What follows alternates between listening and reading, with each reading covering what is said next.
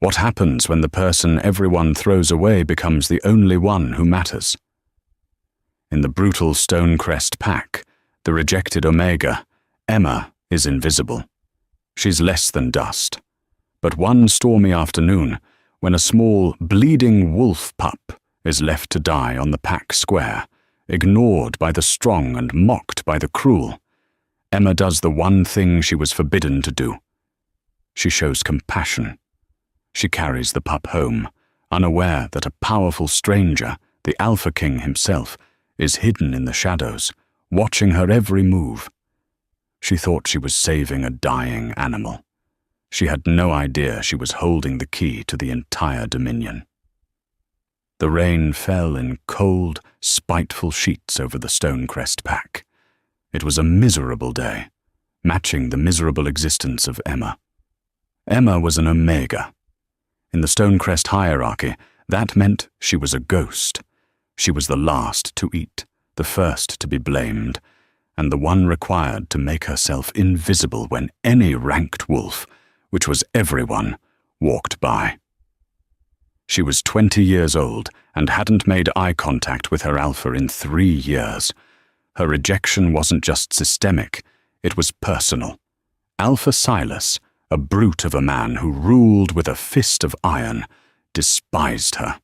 Her parents had been weak, succumbing to a sickness that Silas deemed a failure of will, and he had transferred that scorn to her. She was huddled near the back wall of the communal hall, ostensibly cleaning, but really just trying to stay out of the way of the afternoon patrol returning from the border.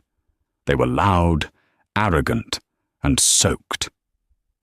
"Nothing but mud and rogues," grumbled Declan, the beta.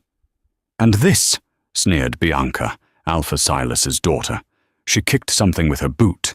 Emma flinched, expecting it to be her, but when she dared to look, she saw what Bianca had kicked at. It was a pup.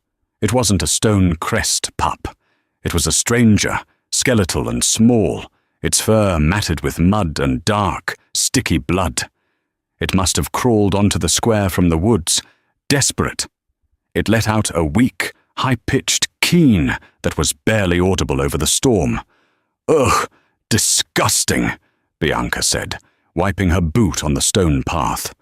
"Silas, get someone to clear this vermin away." Alpha Silas emerged from the hall, his massive frame blocking the light. He looked down at the whimpering creature. "It's dying. Don't waste the effort. The storm will take it." "It's a bad omen," another warrior muttered. "A strange pup dying on the square." "It's weak," Silas boomed, his voice a hammer. "Weakness is the only bad omen. Leave it. Let the crows have it. A good lesson for our own pups on the cost of failure." The patrol moved on, laughing and shoving each other toward the warmth of the hall, their heavy boots splashing mud just inches from the pup's head. The square emptied. The pack members, following their alpha's decree, turned their backs. They saw weakness, an inconvenience. Emma watched from the shadows of the doorway. Her heart hammered against her ribs, a painful, frantic bird in a cage. Don't look. Don't see. To see is to care. To care is to be punished. The pup tried to lift its head. It was shivering violently, its small body convulsing. It looked at the empty square, at the closed doors, and let out one last, heartbreaking cry.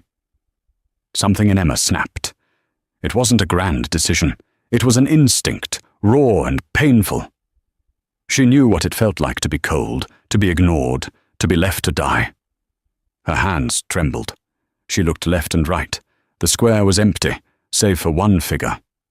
Far across the square, beneath the overhang of the blacksmith's forge, stood a man.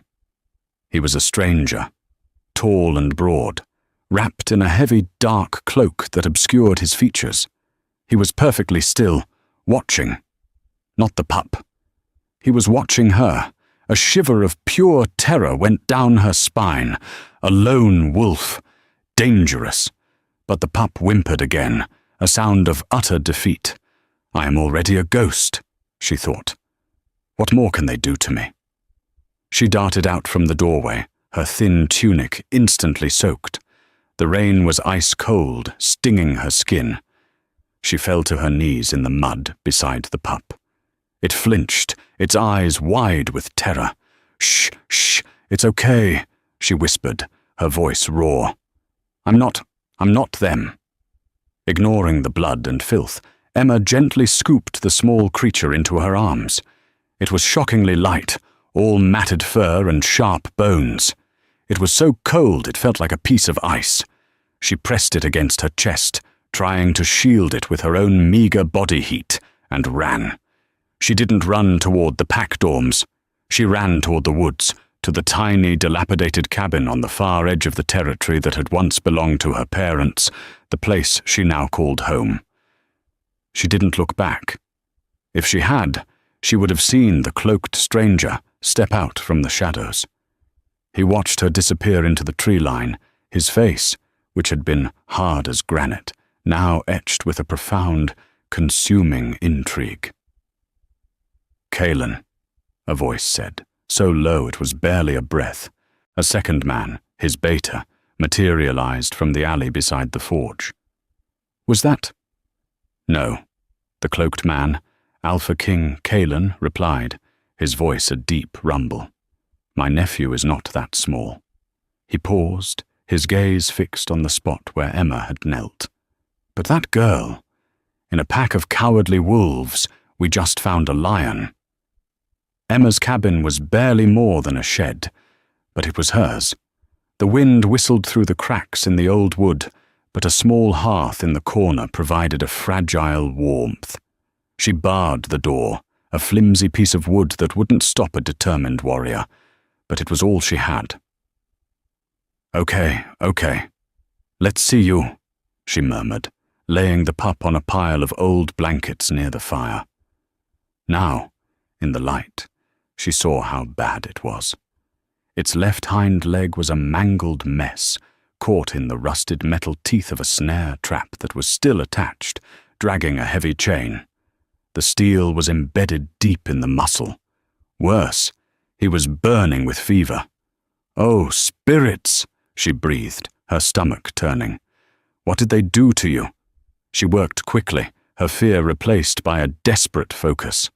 She was an Omega, but she wasn't useless. Her mother had been a healer, and she had passed on her knowledge of herbs before she died. Emma had a small, hidden garden of them behind the cabin.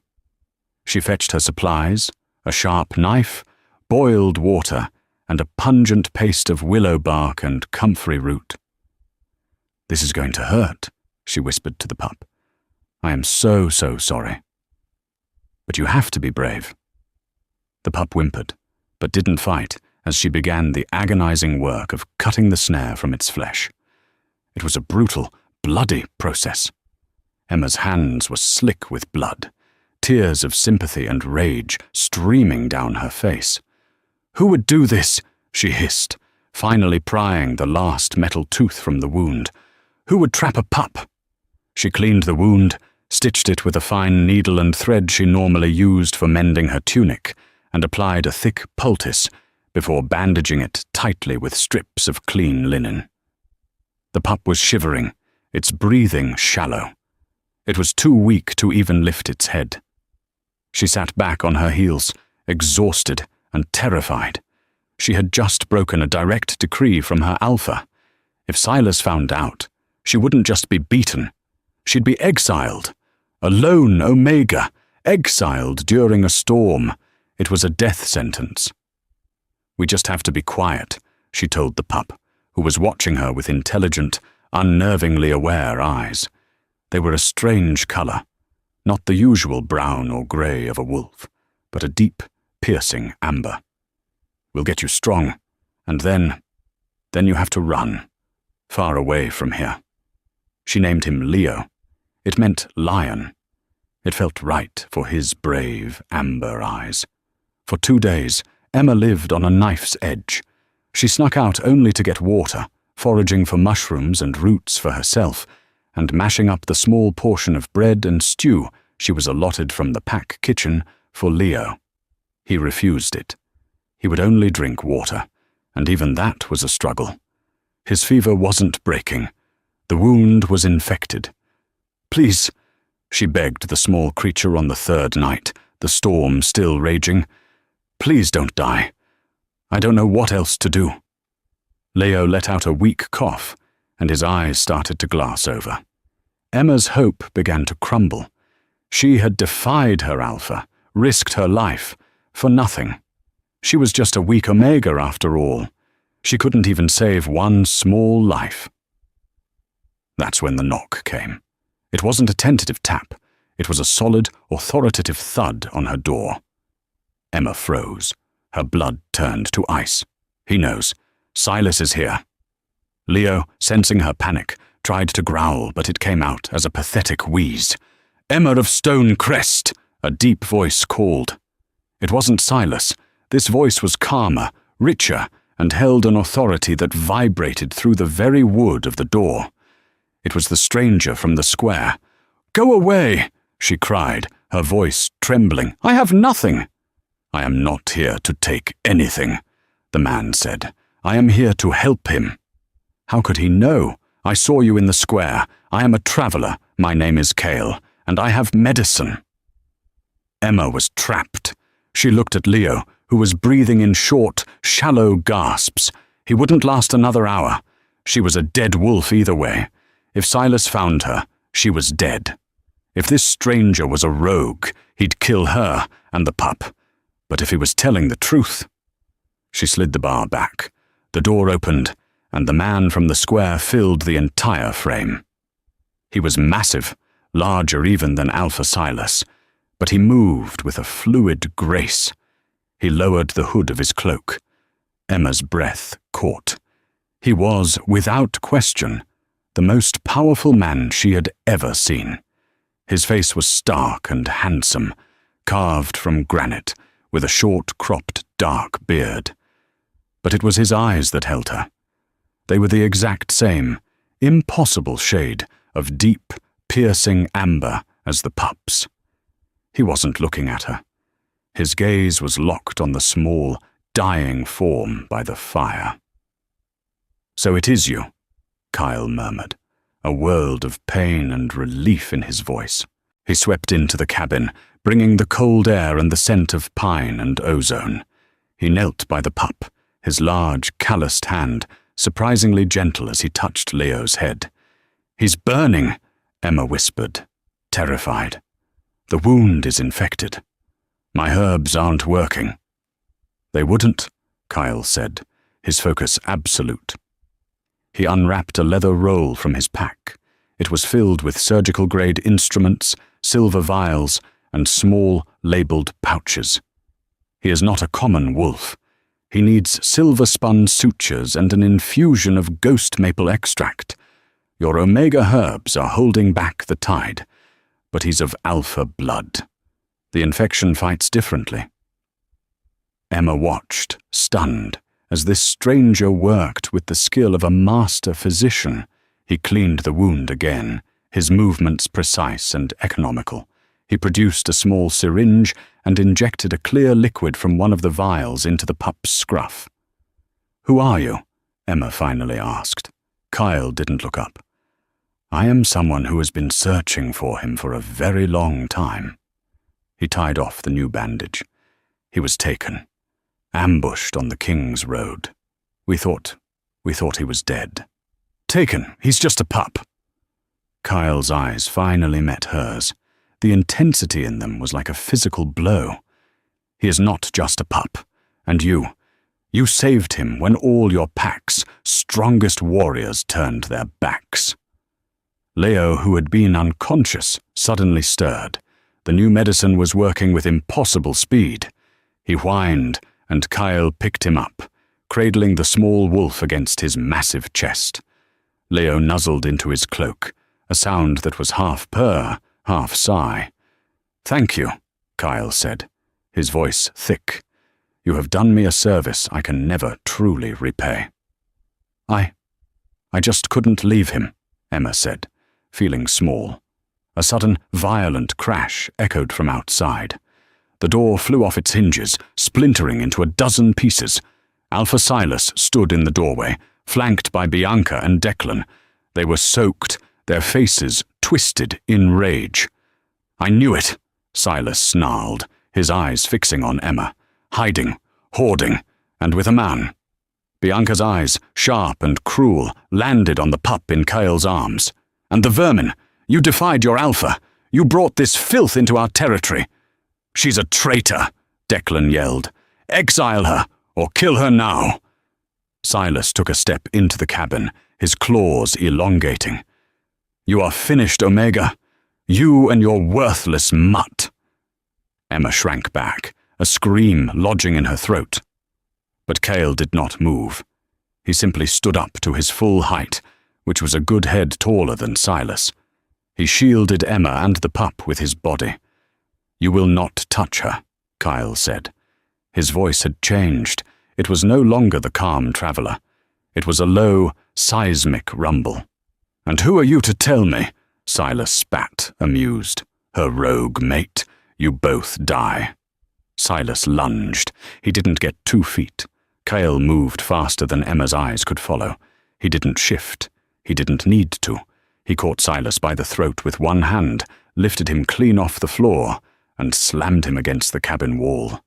The entire structure shook. Bianca and Declan froze, their arrogance vanishing, replaced by pure, primal terror. Kyle's eyes were no longer just amber. They were glowing with a white-hot, furious power.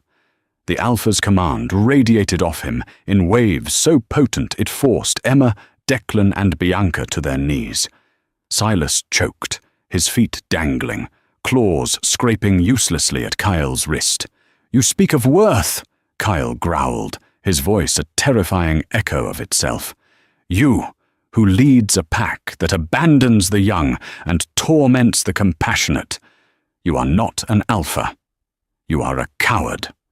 He threw Silas across the room, where he crumpled into a heap by the hearth, gasping. Kyle turned his burning gaze on Bianca. "Leave. Tell your pack to assemble in the Great Hall. Now." Bianca, white-faced and trembling, scrambled to her feet and fled into the rain.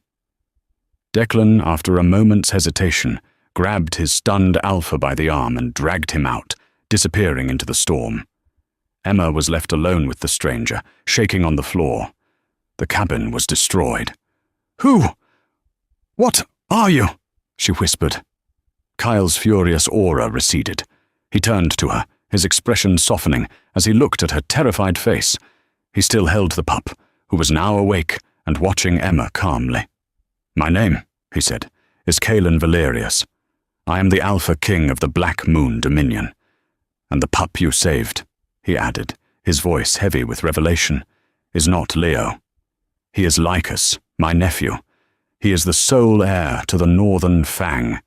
And you, Emma, just saved the royal bloodline." Emma's world tilted. The Alpha King. The Alpha King. He wasn't a person. He was a legend, a myth who lived in an obsidian citadel 1,000 miles away, ruling all the packs with an iron will.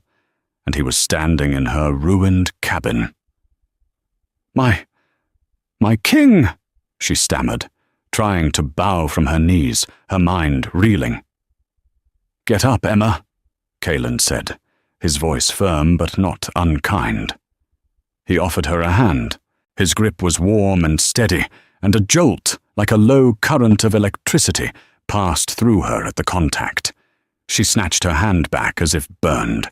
"He's the heir," she whispered, looking at Lycus. The pup was indeed watching her with an intelligence that was distinctly human. "He is," Kalen said grimly. "My brother's only son. We were ambushed 6 weeks ago on a diplomatic mission. My former beta, Malachor, betrayed us. He wanted the line broken to claim the throne for himself. My brother and his mate were killed. We thought Lycus died in the fire." He looked at the pup. He must have shifted, escaped into the woods. He's only 6 years old. He's been alone, starving, for weeks. The trap. Kalen's jaw tightened. Malakor's men must have set it. They're still hunting him. And you? Emma asked. You were in the square. I have been tracking Malakor's men across the territories, disguised as a lone wolf. I followed their scent to Stonecrest, assuming they were hiding here. I was watching your alpha, Silas, to see if he was in league with the traitor. Kaelin's eyes met hers. I did not expect to find my nephew left to die in the mud, and I did not expect to find you. A new silence stretched between them, heavier than the one before. The king was looking at her, really looking at her, and Emma felt exposed in a way she never had before. She was painfully aware of her torn tunic, the mud on her face, her status as an Omega. They'll be waiting, Kaelin said, breaking the spell. Silas has failed his pack. He has failed his king, and he has failed you. Failed me? Emma shook her head. My king, I am nobody. I'm just an Omega. The look Kaelin gave her was sharp. Do not ever say that again. You were the only wolf in this entire pack who showed an ounce of loyalty, compassion, or strength. Your rank is not your worth. Your actions are. He adjusted Lycus in his arms. Now come. This reckoning is long overdue. Come, with you, to the great hall. Emma panicked. They'll look at me. I can't. You can, Kaelin said, his voice absolute. You will stand beside me. He pulled his heavy cloak from his shoulders, the one that still smelled of pine and ozone, and wrapped it around her. It was huge, enveloping her in warmth and a sense of impossible safety. You are under the king's protection. Let them look. He didn't wait for her to argue. He walked out of the ruined cabin. Emma, clutching the king's cloak, had no choice but to follow. The walk to the great hall was a blur. The rain had stopped. The entire Stonecrest pack was assembled on the square, their faces a mixture of confusion, fear, and curiosity. They had been summoned by a panicked Bianca, who was now standing near the front, her face pale. Alpha Silas was there, his tunic torn, a livid bruise forming on his throat. He looked murderous. When the pack saw Kaelin emerge from the woods, a murmur went through the crowd. They saw a powerful stranger. But when they saw Emma, the rejected Omega, walking behind him, wrapped in his cloak, the murmuring turned to shocked silence. Silas saw her. You! He roared, lunging forward. You brought this rogue here! You— Kneel! Kaelin said. He didn't shout. He didn't roar. He spoke the one word, and the sheer, unadulterated power of the Alpha King washed over the square. Every wolf, every warrior, every elder, every mother, even Silas, was forced to their knees.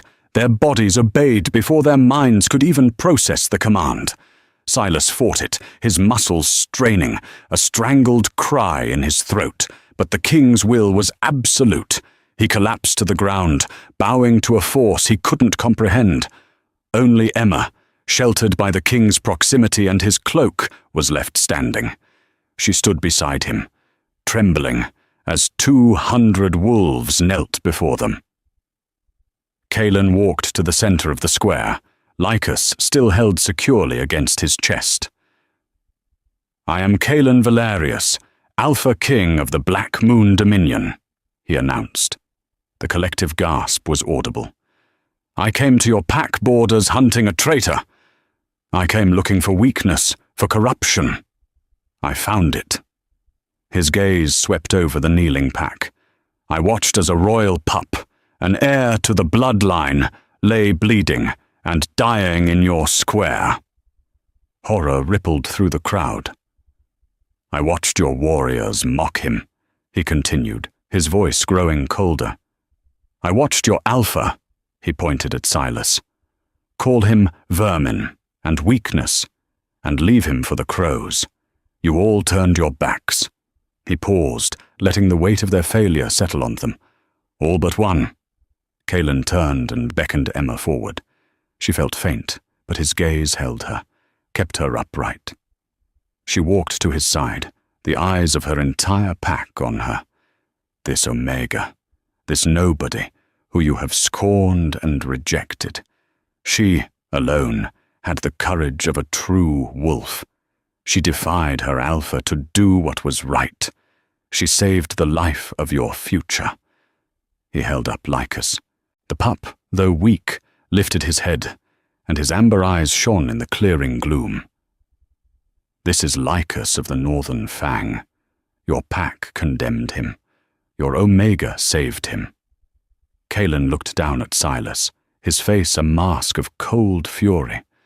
Silas of Stonecrest, you are charged with dereliction of duty, endangerment of the royal bloodline, and fostering a pack of cowards.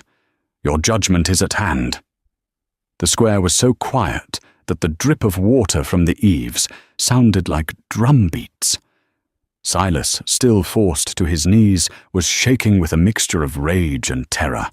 "My king!" Silas managed, his voice a gravelly choke. I did not know. How could I know? It looked like a rogue pup, diseased." "You judge by sight, then?" Kaelin's voice was dangerously soft. "You do not use scent? You do not use instinct? You smelled no alpha blood? You sensed no royal lineage? Or did you simply not care because he was small and injured?" Silas had no answer. "And you," Kaelin said, turning his gaze to Bianca. She flinched as if he had struck her. "You kicked at him. You called him filth." "He was," Bianca cried, her voice rising in a desperate shriek. "He was filthy. It was her. She's the traitor. She must have brought him. She's working with the rogue Malachor. She's a spy." It was a desperate, venomous lie, and for a heart-stopping second, the pack wavered. They looked at Emma, their long-held suspicion of her flaring up. Emma's heart stopped. She had no defense against such a lie. "She is no spy," Kaelin said, his voice slicing through the tension. He took a step closer to Emma, placing his free hand on her shoulder. The warmth seeped through the cloak, steadying her. "She is the only wolf here I trust." He looked back at Bianca. "You lie to your king to cover your own cruelty. That is your second offense." Kaelin turned to the crowd. "I will have the truth. Declan, beta of this pack. You were there. What did your alpha say?" Declan, kneeling, was white as a sheet. He looked at Silas, then at the king. He was trapped. He said he was weak, my king. He said to leave him, as a lesson. "And you agreed?" I follow my alpha," Declan whispered. "You follow him into dishonor," Kaelin stated. "Your loyalty is misplaced. It is to your dominion, first, to the law. And the first law is that the young are protected." Kaelin began to pace, his presence dominating the square. "This pack is rotten. It stinks of arrogance and weakness masquerading as strength. You have forgotten what it means to be a pack. You have forgotten compassion. You have forgotten honor." He stopped in front of Emma. He looked at her, his expression unreadable. The air around them grew thick, charged with an energy Emma didn't understand. It was the same current she'd felt when he touched her hand, but magnified 1,000 times. "My king," she whispered, her knees feeling weak. Kaelin's amber eyes bored into hers. He saw her fear, her confusion, but he also saw the iron spine beneath it. He saw the girl who had run into the rain for a dying creature. "For weeks," he said, his voice now quieter, meant only for her, though the pack strained to hear. "I have been hunting my enemy. I have been consumed by vengeance and fear for my nephew. I came here expecting to find only darkness." He gently brushed a strand of wet hair from her face. His touch was electric. And in the darkest moment, when my own blood was about to be extinguished by the cruelty of the world, a light appeared. Emma's breath hitched. She couldn't breathe. She couldn't look away. "The fates are cruel," Kaelin murmured, "but they are not without a sense of poetry." He turned back to the crowd, his voice ringing out once more. "You see before you a rejected Omega. You see the lowest of the low." He took Emma's hand and pulled her to his side, lacing his fingers with hers. Her hand was small and trembled in his, but he held it fast. "I see my salvation," he declared. "I see the other half of my soul." A collective, strangled gasp erupted from the pack. No one moved. They didn't understand. Silas's head snapped up. What did you say?" Kaelin looked down at Emma, his gaze softening with a profound emotion she had never seen before. Awe. I did not recognize it at first. The bond was faint, masked by my grief and my rage. But when I saw you risk your life for him, when I saw your soul, it clicked into place. He raised their joined hands. "Emma of Stonecrest," he boomed, his voice resonating with a power that shook the very stones. "You, who were rejected by the weak, have been chosen by the strong." He went down on one knee. The Alpha King knelt. Before an Omega. Before her. The pack stared in stunned, disbelieving horror. This was impossible. This broke every law of their world. "Emma," Kaelin said, his amber eyes locked on hers, the world shrinking until it was only the two of them. "The moon goddess has marked you. You are my fated mate. You are my Luna, and you will be my queen." The world went white at the edges. Emma's legs gave out. Kaelin, anticipating it, rose in a fluid motion, catching her, his arm a steel band around her waist, holding her up. "Queen?" she breathed, the word a puff of air. No, you're mistaken. Look at me. I'm an Omega. I can't. I'm nothing. You are everything," he countered, his voice fierce, his grip possessive. "You are the balance to my strength. You are the heart this dominion has been missing. The goddess does not make mistakes. No, it was a scream. Bianca." She staggered to her feet, her face a mask of utter disbelief and jealous rage. The king's command was broken by the sheer shock of it. "It's a lie, a trick. She's enchanted you, a worthless, filthy Omega, a queen. It's blasphemy." Bianca, in her fury, did the unthinkable. She lunged, not at Kaelin, but at Emma, her claws extended. "I'll kill her! I'll kill the witch!" Emma saw the flash of claws and instinctively flinched, but Kaelin had already moved. He didn't shove Bianca. He didn't strike her. He simply released his full, unrestrained aura. It was not the controlled command from before. This was the raw, primal power of an Alpha King protecting his mate. It was a physical force, a crushing, suffocating wave of dominance and killing intent that brought every wolf, including Bianca, crashing to the ground. They weren't just kneeling. They were prostrate, flattened, unable to breathe, their wolves whimpering in their minds. Bianca choked, her claws scraping the mud inches from Emma's feet. "You," Kaelin's voice was a low, terrifying vibration, "will never threaten my Luna again. You will not speak to her. You will not look at her. You are fortunate she is compassionate, because I am not." He reined in his power, just enough for them to breathe. Emma was gasping, leaning heavily against him. He had shielded her from the worst of it, but even the edges of his rage were terrifying. "My king, please," Emma whispered, tugging on his arm. Don't hurt them." Kaelin looked down at her, his eyes still burning. "They would have let you be torn apart." "They're afraid," she said, her voice shaking. "They were taught to be cruel. Please, Kaelin." His expression hardened, but the killing intent subsided. He looked at the pack. "Your future queen," he said, his voice clipped. has pleaded for your lives. You should thank her." He then looked at Silas, who was trying to push himself up, his face purple with effort and humiliation. "Silas," Kalen said, "your reign is over. You are stripped of your alpha status." "You can't," Silas roared, finding his voice. "This is my pack." "It was never your pack," Kalen countered.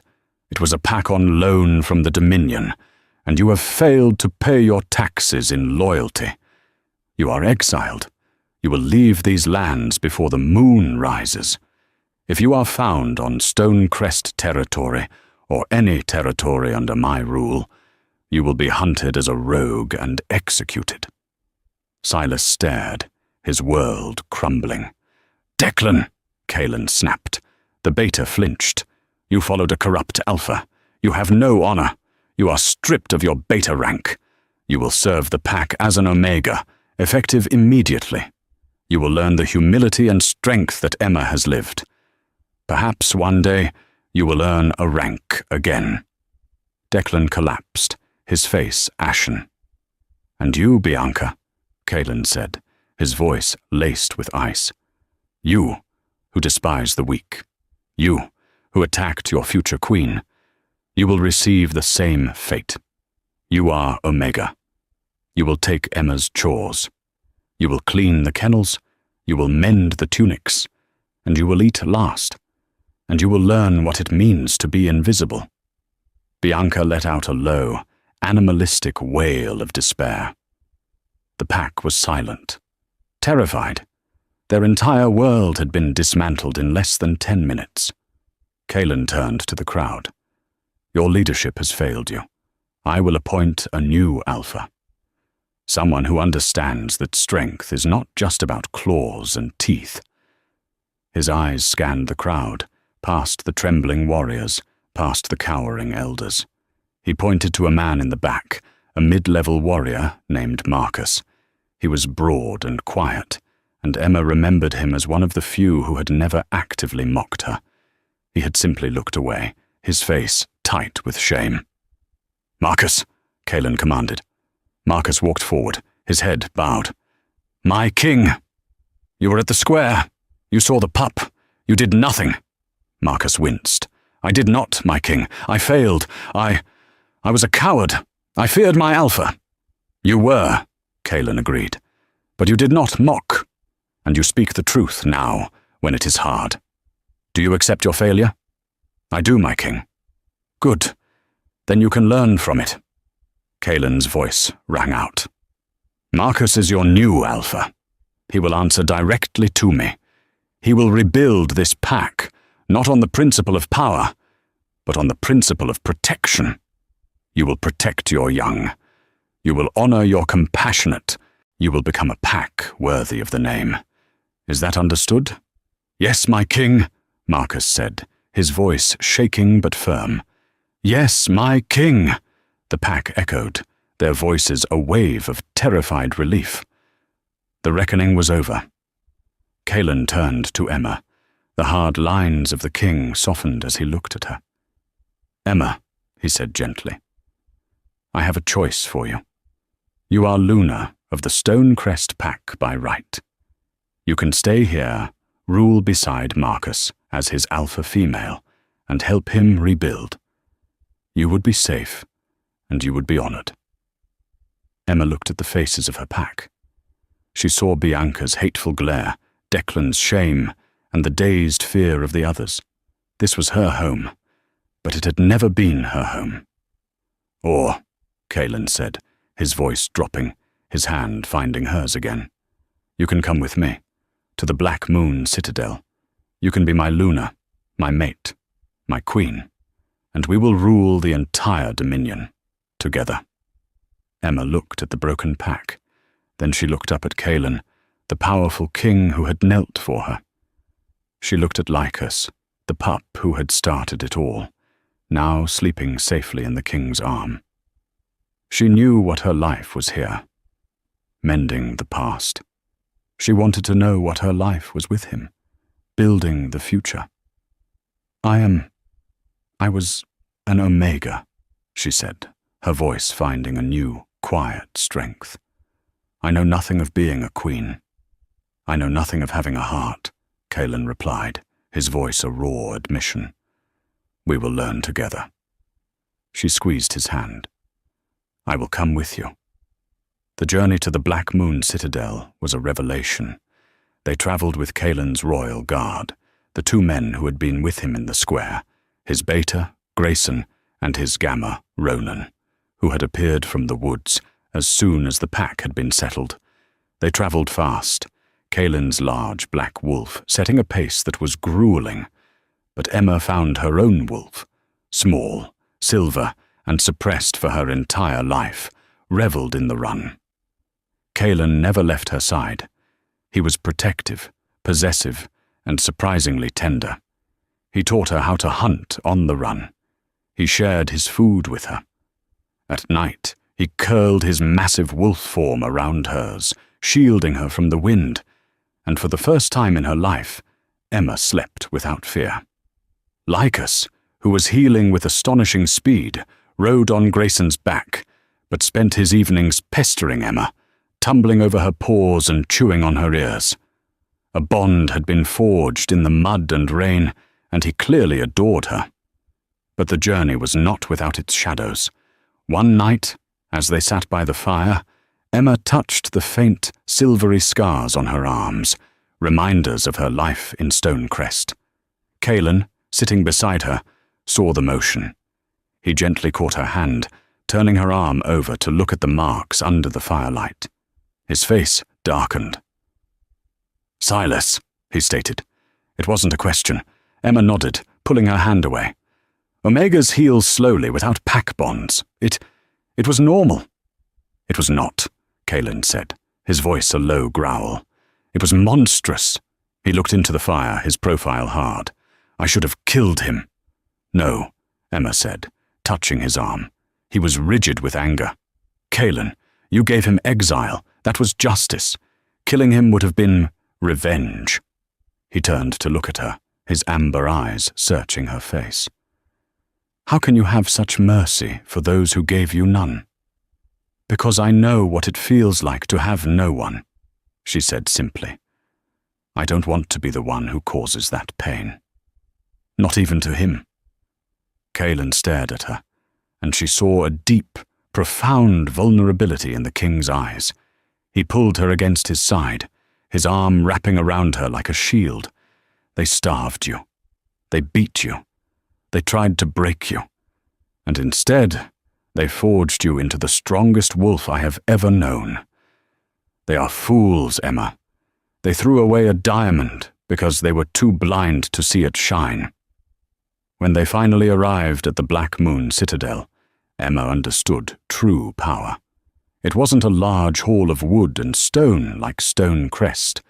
It was a city, carved from the heart of a mountain, all black obsidian and gleaming silver, lit by glowing moonstones.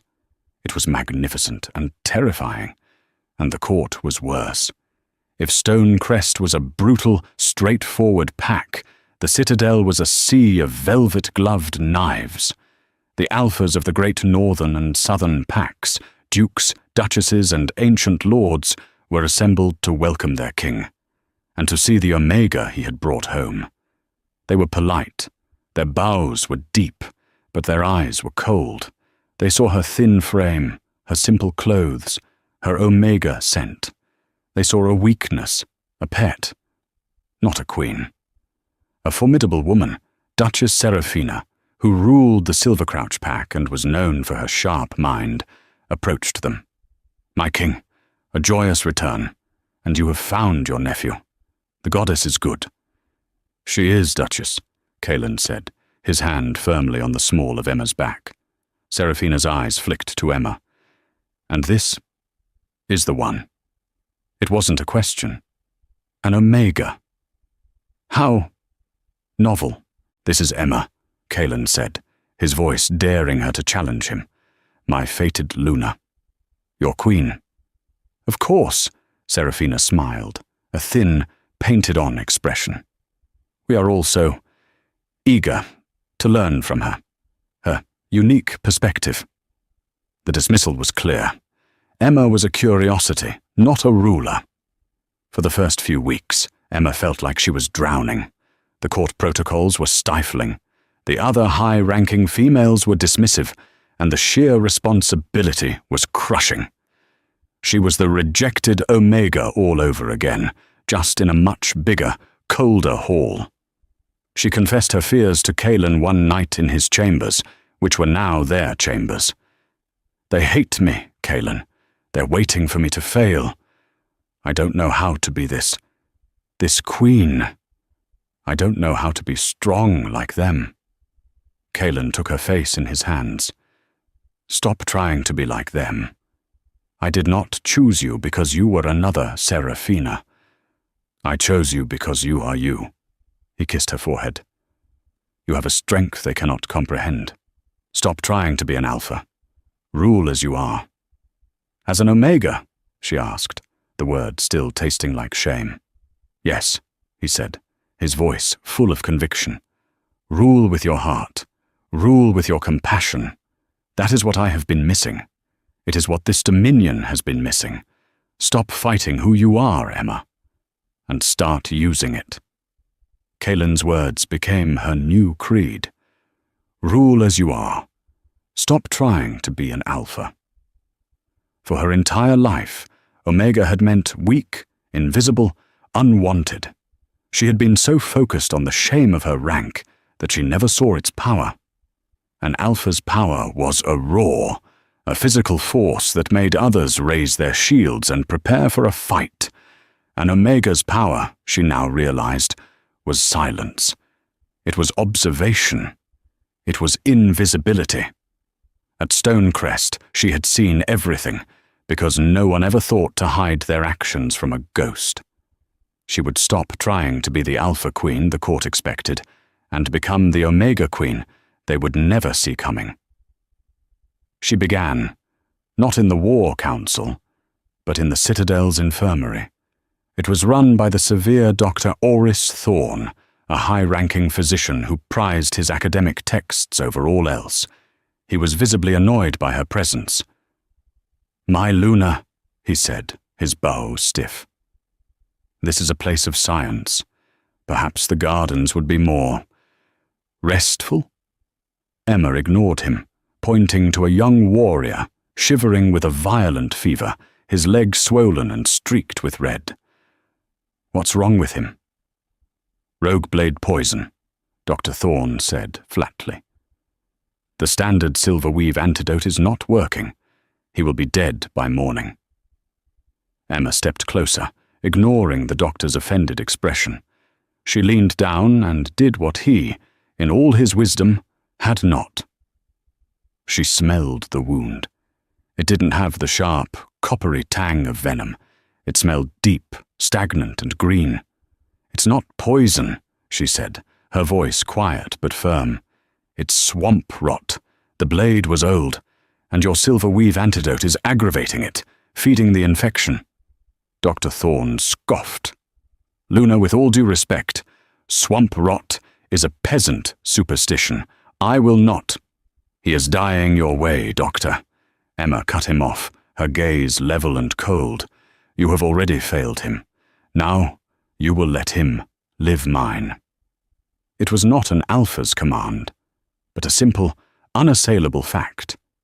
Stunned by her sudden authority, Thorne stepped aside. Emma worked all night, using the peasant remedies her mother had taught her. She made a poultice of comfrey root and crushed riverstone, forcing a tea of willow bark sap down the warrior's throat. By dawn, the fever had broken. The warrior was sleeping peacefully. Dr. Thorne, humbled and astounded, became her first and most devoted ally. Emma didn't stop. She went to the kitchens, not as a queen, but as a worker, kneading dough alongside the other Omegas. She went to the orphanages, filled with pups from Kalen's wars, and sat on the floor, listening to them. The court, led by the haughty Duchess Seraphina, was amused. "The Omega Queen is playing with the servants and the pups," Seraphina was heard to say. "How quaint. It keeps her busy. But the Omegas, The healers, the servants, and the orphans, they weren't amused. They saw a Luna who knew their names, who understood their work, and who honored their invisible status. Their fear turned to a fierce, silent loyalty. They were the invisible army of the Citadel, and Emma was their commander. They started to listen, and they started to talk to their queen. 6 months later, the traitor, Malachor, was captured and dragged in chains before the throne. "You caught me, king," he sneered, bloody but unbroken, "but you'll never find my spies. Your court is rotten. You've gone soft, Kaelin, mated to this." He spat the word at Emma. "A weak little Omega. You'll be picking my allies out of your bedsheets for years." Kaelin merely looked at Emma and nodded once. Emma stood. The great hall went utterly silent. "You are an alpha, Malachor," she said, her voice not loud, but cutting through the silence. "You look for rivals and warriors. You never thought to look at the servants." Malachor's smile faltered. "Your spy, Lord Matthias," Emma continued, "was overheard in the stables, promising your agent the Western Territories. He was overheard by an Omega mending his cloak. He never even saw her." Lord Matthias in the crowd went white. "And you, Duchess Seraphina," Emma said, turning to the woman. Seraphina's practiced smile froze. "You plotted in the infirmary, whispering of how Kaelin's death would clear the throne for your son. You forgot about the healer you dismissed, the one I saved. He has a very good memory." Emma looked back at the stunned Malachor. "My weakness was my weapon. My Omegas, the ones you never noticed, see everything. Your network is broken." As Kaelin gave the signal, and the royal guard seized the shocked, snarling traitors, Malachor stared at Emma with dawning horror. He hadn't been beaten by an army. He'd been dismantled by a network of healers, servants, and orphans. That night, Emma stood on the balcony, wrapped in Kaelin's arms as he nuzzled her hair. "You are terrifying, my queen," he murmured. "I just listened," she whispered. "They all feared my power," Kaelin said, turning her to face him, his amber eyes full of awe. "They should have feared your heart." Emma leaned against his chest, looking out at the kingdom she had saved. She was no longer a ghost. She was the Omega Queen, and she was just getting started. And so, the rejected Omega, Emma, proved that true strength isn't about the power you wield, but about the compassion you show when no one is looking. She and Kaelin ruled for a lifetime, a perfect balance of heart and might, forever changing what it meant to be strong. What did you think of Emma's story? Did her journey from rejected to revered resonate with you? The biggest twists often come from the quietest places. If you loved this story of karmic justice and unexpected love, please show your support. Hit that like button, share this video with someone else who needs a good story, and most importantly, subscribe to the channel for more dramatic storytelling, just like this. Don't forget to ring that notification bell so you never miss an update, and let me know in the comments below, what was your favorite part of Emma's and Kaelin's story? Until next time.